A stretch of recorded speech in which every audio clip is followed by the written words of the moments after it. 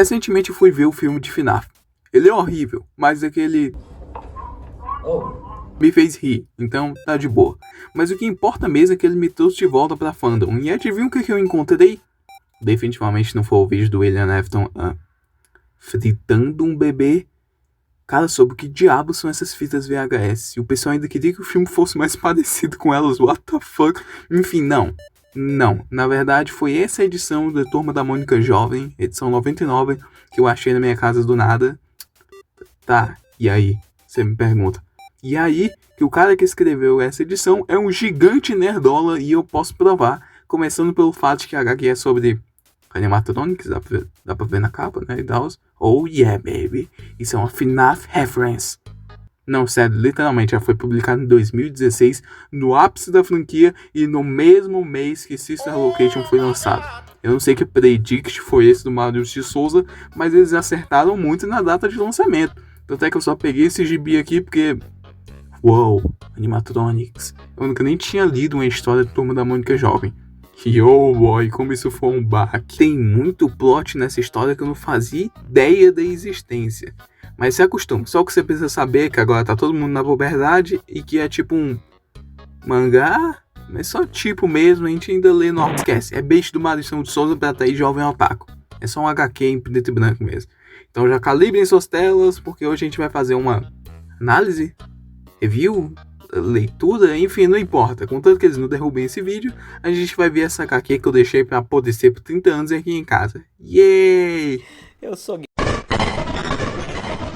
Sim, eles dividiram em noites, não em 5, pelo que eu me lembro. Então não é exatamente 5 noites na Turma da Mônica. Começa logo esse vídeo, cara, pelo amor de Deus. A história começa com o grupo principal que a gente vai acompanhar nela, que é o Chaveco, a Sofia, eu nem lembrava que ela existia nas HQs originais, na verdade. A Best Girl Denise, a Mônica. E o... Quem cacetas é você, na verdade? Ok, me informaram que aparentemente esse é o Chavecão do futuro. Não faça muitas perguntas, elas vão ser parcialmente respondidas em breve. Enfim, essa galerinha do Balacobaco tá indo para esse parque de diversões chamado Terra Encantada do Ursinho Bilu, que aparentemente é um dos mascotes famosos aqui nesse gibi. Ele é basicamente o Frederico desse mundo. Enfim, o lugar tá todo esbagaçado e o Chaveco do futuro, que eu vou chamar de Chavecão a partir de agora, explica que teve um incêndio que tomou o lugar e que tem rumores de que as almas que foram ceifadas naquele dia agora assombram os brinquedos do parque. Onde será que eu já vi isso? Enfim, eles chegam na sala de vigia, porque o Chavecão veio trabalhar como guarda noturna. E aí arrastou o pessoal junto. E aí do nada eles metem uma referência a Pokémon GO, porque também estava em alta na época. Mas mais um ponto que prova que o escritor é um nerd. E falando em nerd, cadê o Leon do Coisas do Nerd quando a gente precisa dele? Aí o Chavecão explica que 2 vigias desapareceram e ele veio trabalhar naquele lugar porque a filmagem que mostra eles 2 desaparecendo revela a Denise do futuro. Você deve estar se perguntando quem cacetes é essa também. Convenientemente, a mina que ninguém lembrava que existia também não sabe. Então a Mônica nos dá um diálogo explanatório bem conveniente aqui. Parece que no futuro o Cebolinha se torna um mega ditador que controla todo mundo com ciborgues.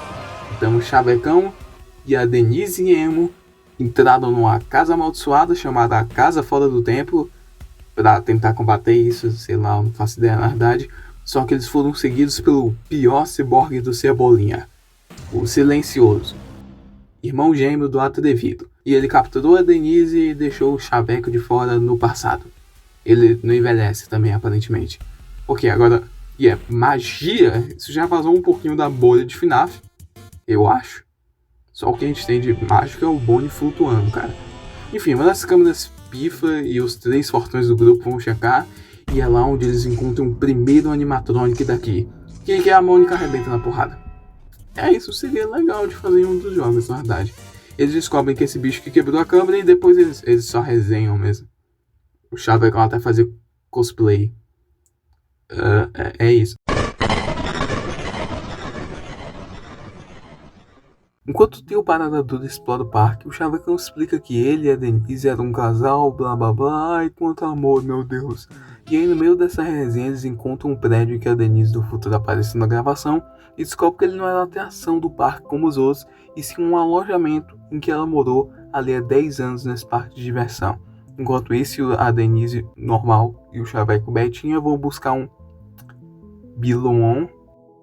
No meio disso, eles são perseguidos por outro animatrônico que tenta pegar o celular da Denise. Por algum motivo, tá viciado em TikTok o bicho. Eles quebram ele na porrada também. E no dia seguinte, a Denise e o Chaveco estão buscando gravações da Denise do futuro nos arquivos do parque. Pra, sabe, achar algumas respostas. Mas por enquanto eles só acharam no vídeo dela falando com a Xuxa sobre um cuco mudo, algo assim. Foreshadowing. Aí do nada o pessoal começa a acusar a Denise do futuro de na verdade estar por trás disso tudo, dela ser vilã e tudo mais. E o Chaveco do futuro, como o alfa que ele é, um bom homem, defende a namorada dele, dizendo que na verdade ela é heroína. Aí Chavecão achei as gravações da noite do incêndio.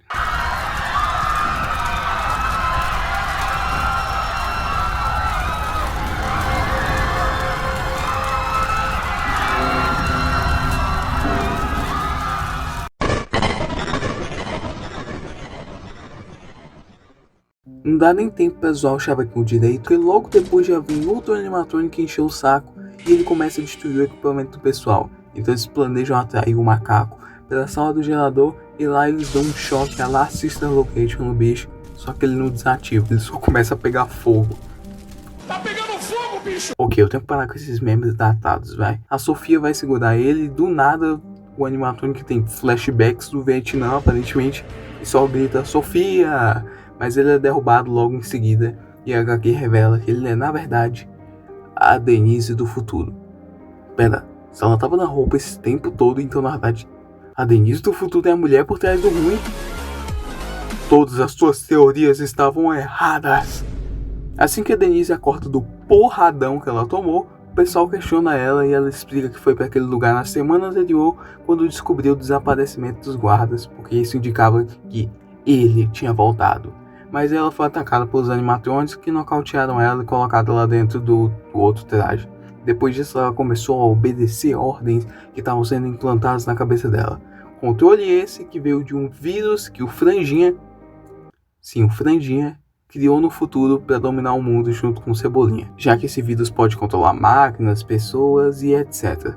Mas aí o pessoal questiona como que esse vírus está no passado, e aí a Denise revela que é por causa dele, do Silencioso.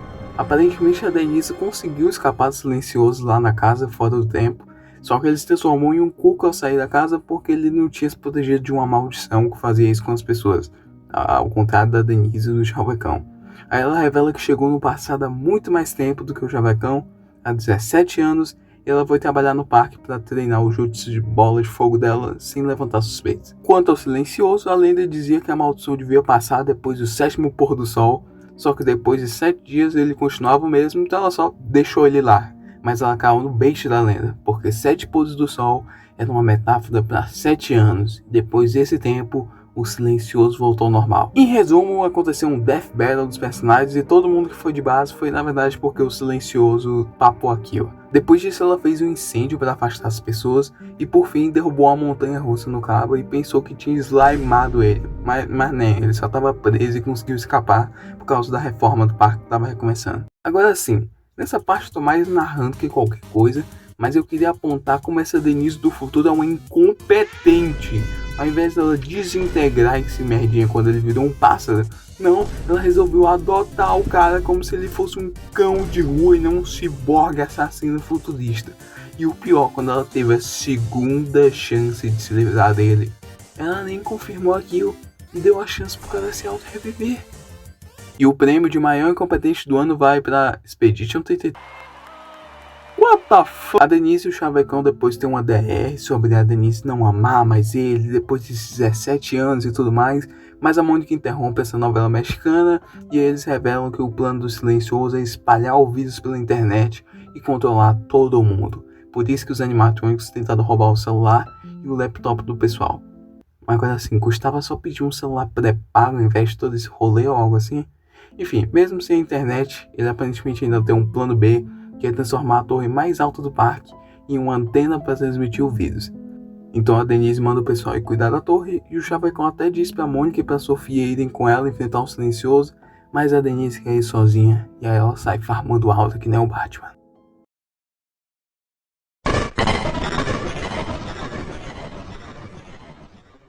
Enquanto os dois chavecos e a Denise, que padrão, são brutalmente esbagaçados por uma minhoca gigante, não faça perguntas, a Denise é capturada pelos dois animatrônicos e logo em seguida os dois nerds descobrem que é tudo analógico na torre, então não tem como transmitir o vírus. Eles caíram num bait.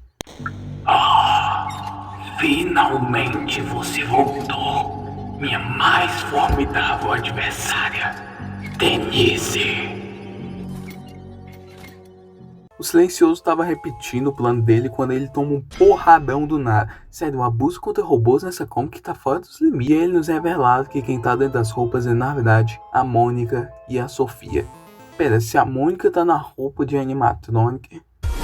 Enfim, a Mônica revela que, assim como a Denise, os dois vigianos estavam presos dentro do animatrônico também, e eles pegaram os trajes para surpreender o silencioso.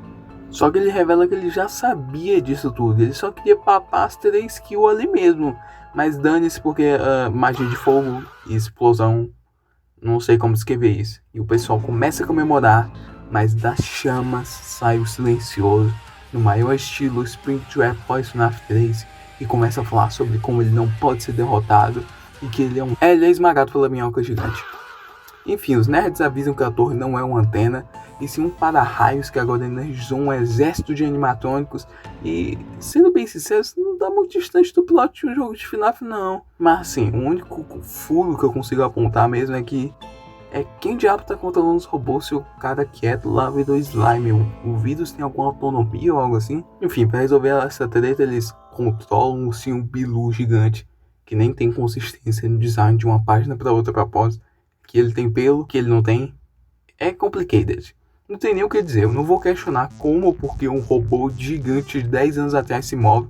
Até porque a gente tem o DJ Music Man, FNAF, mas aquele jogo que pelo menos passa no futuro, vai. Ou porque a Denise sequer consegue controlar ele, porque, se ele só esmaga todos os animatrônicos, é isso.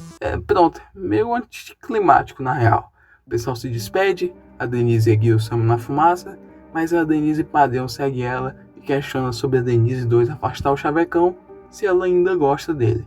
Mas a Gil diz que eles não podem ficar juntos, porque uma ameaça maior tá chegando. A serpente, que eu nunca vou saber o que é, porque eu não comprei outras edições. Fim. Tá, agora que eu terminei, eu tenho que falar pra vocês tentarem apoiar a obra original comprando ela se vocês acharem essa edição por aí, até porque eu só dei uma resumida.